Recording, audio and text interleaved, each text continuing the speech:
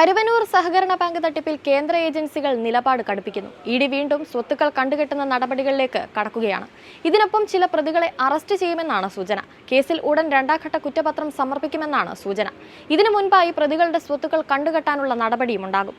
രാഷ്ട്രീയ ബന്ധമുള്ളവരുടെ സ്വത്തുക്കളും ഇത്തവണത്തെ കണ്ടുകെട്ടലിൽ ഉണ്ടാകുമെന്നാണ് അറിയുന്നത്. അതീവ രഹസ്യമായാണ് നടപടികൾ.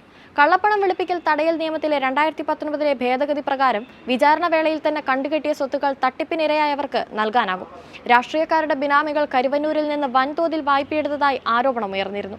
തട്ടിപ്പിനിരയായ നിക്ഷേപകരുടെ പണം തിരികെ നൽകാനുള്ള നടപടികൾ കോടതിയിൽ പുരോഗമിക്കുന്നതിനിടെയാണ് കണ്ടുകെട്ടൽ നീക്കം.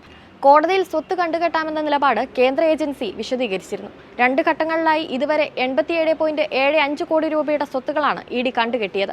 ബാങ്കിൽ നിന്ന് 4 കോടിക്ക് മുകളിൽ വായ്പയെടുത്ത് തട്ടിപ്പ് നടത്തിയവരുടെ സ്വത്തുക്കൾ ഉൾപ്പെടെയാണ് കണ്ടുകെട്ടിയത്. ഇനി 4 കോടി രൂപയിൽ താഴെ വായ്പയെടുത്ത് തട്ടിപ്പ് നടത്തിയവരുടെ സ്വത്തുക്കളാണ് കണ്ടുകെട്ടുക. ആദ്യഘട്ടത്തിൽ താൽക്കാലികമായി കണ്ടുകെട്ടിയ സ്വത്തുക്കൾ ഇഡിയുടെ അഡ്ജുഡിക്കേഷൻ അതോറിറ്റി സ്ഥിരപ്പെടുത്തിയിട്ടുണ്ട്. തട്ടിപ്പിനിരയായവർക്ക് പണം നൽകണമെന്നാവശ്യപ്പെട്ട് കള്ളപ്പണ കേസുകൾ കൈകാര്യം ചെയ്യുന്ന കോടതിയിൽ ഹർജി നൽകിയിട്ടുണ്ട്.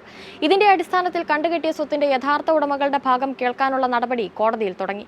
ഈ നടപടികൾ ഉടൻ പൂർത്തിയാക്കുമെന്നാണ് സൂചന. പണം തിരിച്ചു നൽകാൻ പ്രതികളുടെ ബിനാമി പേരിലുള്ളതടക്കം കൂടുതൽ സ്വത്തുക്കൾ കണ്ടുകെട്ടാൻ നടപടികൾ വേഗത്തിലാക്കുകയാണ് കേന്ദ്ര ഏജൻസി. കൊച്ചിയിലെ പ്രത്യേക കോടതിയിൽ സമർപ്പിച്ച പ്രാഥമിക കുറ്റപത്രത്തിൽ സ്ഥാപനങ്ങൾ ഉൾപ്പെടെ 54 പ്രതികളുണ്ട്. 16 കോടിയുടെ സ്വത്തുക്കളും നിക്ഷേപങ്ങളും ഇതുവരെ കണ്ടുകെട്ടി. ബിനാമി പേരിലും തട്ടിപ്പിലൂടെ നേടിയ വായ്പാ തുക ഉപയോഗിച്ചും പ്രതികൾ വാങ്ങിക്കൂട്ടിയ സ്വത്തുക്കളുടെ വിവരങ്ങൾ ശേഖരിക്കുന്നുണ്ട്.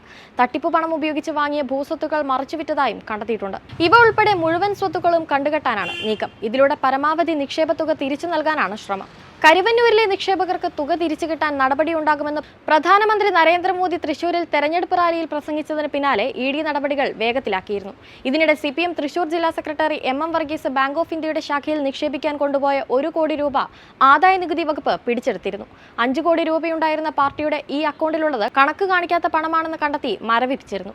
ഇതേ അക്കൗണ്ടിൽ വീണ്ടും 1 കോടി രൂപ വർഗീസ് നിക്ഷേപിക്കാൻ ശ്രമിച്ചപ്പോഴാണ് ബാങ്ക് അധികൃതർ വിവരം നൽകിയതിനെ തുടർന്ന് ആദായ നികുതി വകുപ്പ് തുക പിടിച്ചെടുത്തത്.